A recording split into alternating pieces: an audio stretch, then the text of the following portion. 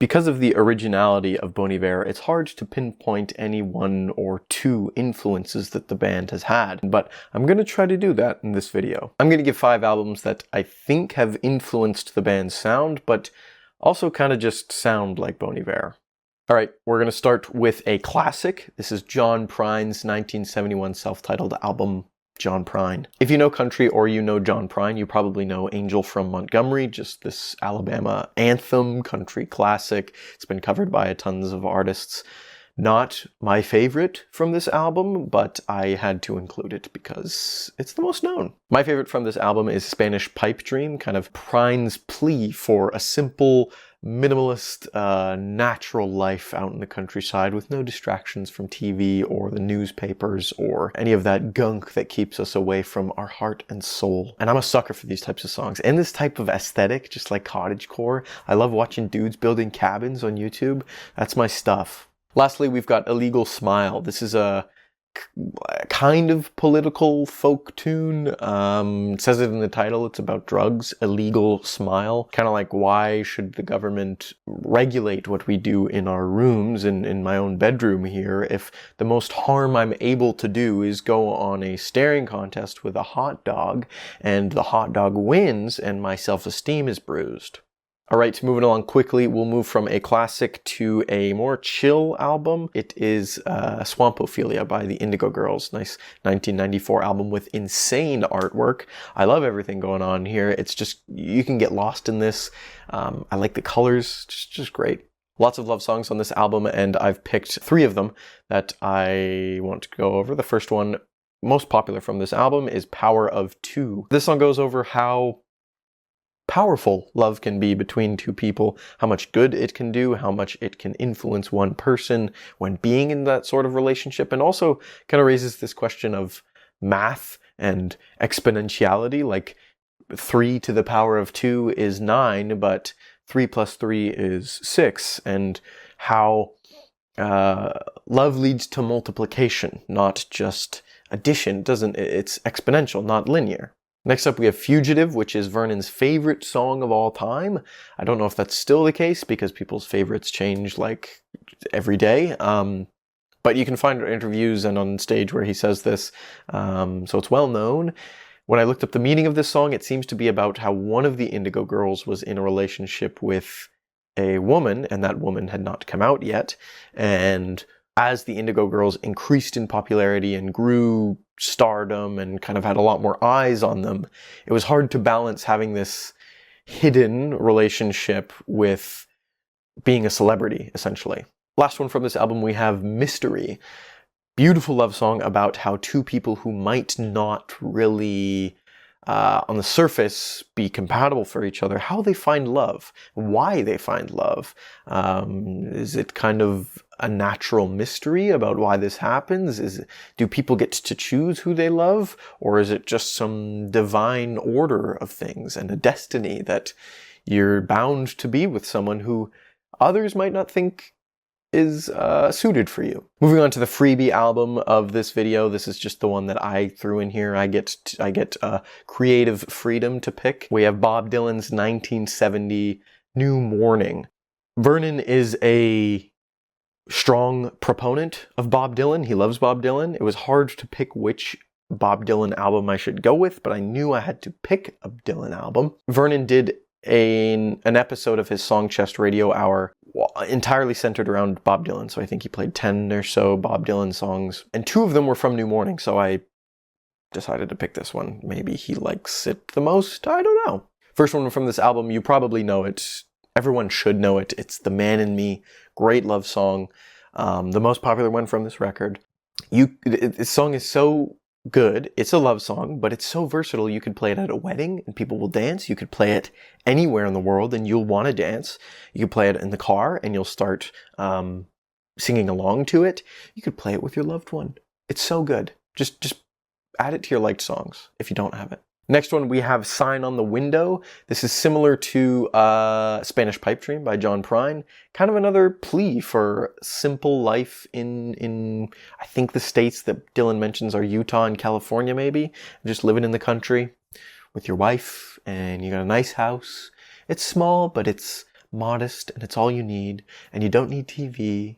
You just need trees and silence and peace and quiet. And man, I'm a sucker for it gets me right on the nerves, man. I love those types of music. Lastly, from New Morning, we have Day of the Locusts. I'm going to try to speed through this story because it's a bit windy, but how it came to be. It's a song about a kind of a surreal quest that Bob Dylan brings us on, and people's heads are exploding and locusts are there. And even in this track, you can kind of hear a little backing of what sounds like locusts. Anyway, how it goes is that Dylan was hanging around Princeton University with the guitarist of the Byrds. I think his name is David Crosby.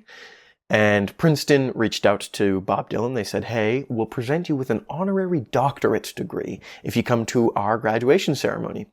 Dylan said, no.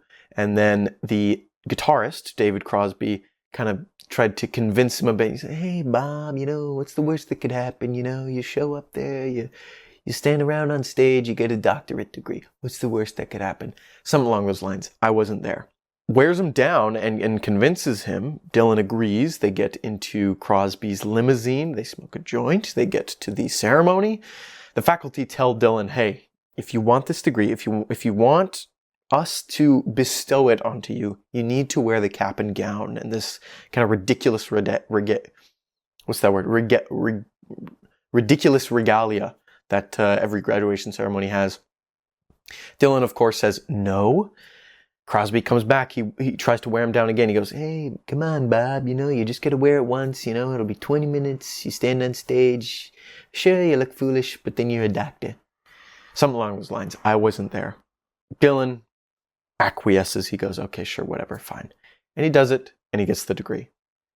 All the while they were high from the joint in the limousine, there were a swarm of cicadas or locusts. I think cicadas, because it's just where this was in the United States of America, descending on Princeton, and they were in the air, and you could hear this constant and it kind of birthed this song, The Day of the Locusts. On to the fourth album, I actually just got up and got here. It is Brian Eno's 2017 Reflection. Kind of looks like me now that I think about it. What if I put on my glasses? Holy shit. Am I Brian Eno? But yeah, you can just see a faint reflection of him in the album art. Sorry for the glare. I can't really get around it. I'll throw up a better picture. Kind of it's the artsy fartsy album of this video. It's just an hour long. It's ambient. It forces me to focus on whatever I'm doing. It's actually magic how this album works. I highly recommend it if you need to do an hour of homework, or just hammer through some spreadsheets right before lunch. Play this record. It's 1 hour long, and it's perfect. It's also perfect for reflection and doing some meditation or whatever you want. I don't know what you do in your free time, you weirdo. Why it relates to Bon Iver is that in 2017 at David Lynch's Festival of Disruption, I think it's called, Bon Iver played a set. Vernon was on stage. He said, hey, did anyone see, or has anyone heard, Brian Eno's new Reflection album? Thing's great. So I know that Vernon knows about it, and that's how I learned about it, and it's really good. Check it out. Last album from this video, we've got a heavy one. You could call it experimental, call it industrial noise.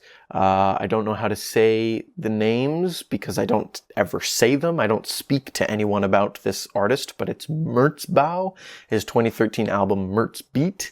Yeah, I might lose you here. I don't know. But the popular song from this album is Promotion Man. When I was in university, I lived in a residence building and the cafeteria was a 5-minute walk away. And sometimes in residence, I would just sit in my room until I got really hungry and would procrastinate going to the cafeteria. So I'd get really hungry, and I'm a hangry type of guy, so I'd actually get really hangry. And then I'd walk 5 minutes to the cafeteria. And in that walk, I'd put both of my earbuds in and I'd just go, while this song was coursing through my veins, filling it up with cortisol and fury and rage, and all I wanted was mushroom soup and this song got me through that time. Whenever I had those hangry walks, I was listening to this song. If you need to focus not on something that you need to think about, unlike Reflection with Brian Eno, if you need to focus on something and you don't really need to think, kind of like going on a run, working out, something like that, play this. Play this. Second song from this album, though, that I'm picking is Tadpole. It's a lot more normal sounding, a lot more traditional, if you want to call it that. It's not, it's just a lot easier to listen to. And I'm not saying that Merzbeat is hard to listen to. It's just that, you know, it's experimental noise rock. Like, people don't really listen to that on the way to work.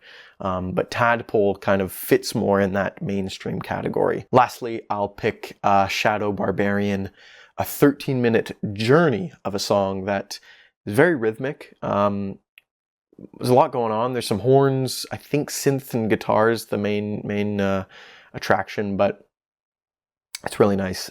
Why I picked this album is that it reminds me, specifically from 22 Million, specifically Death Breast, of some Bon Iver sounds, some Bon Iver songs. You don't get much of this type in Bon Iver, but it's there. Death Breast is still on the album, and Death Breast is kind of a takeaway. It's this single one that, although it fits in this electronic realm that 22 Million is, you can single it out as being the heaviest of that bunch. And so tying that sound together to Merzbeat is why I made this pick. I hope you liked this video. My goal is to have you walk away with at least one more liked song. I'll put a Spotify playlist down in the description of all the songs I went through. Let me know what you think. Let me know what you think about these videos. Let me know what you think about the state of the economy. Don't actually do that, but let me know what you think about something a lot less controversial, maybe like your job. What's going on with you? Yeah, thanks.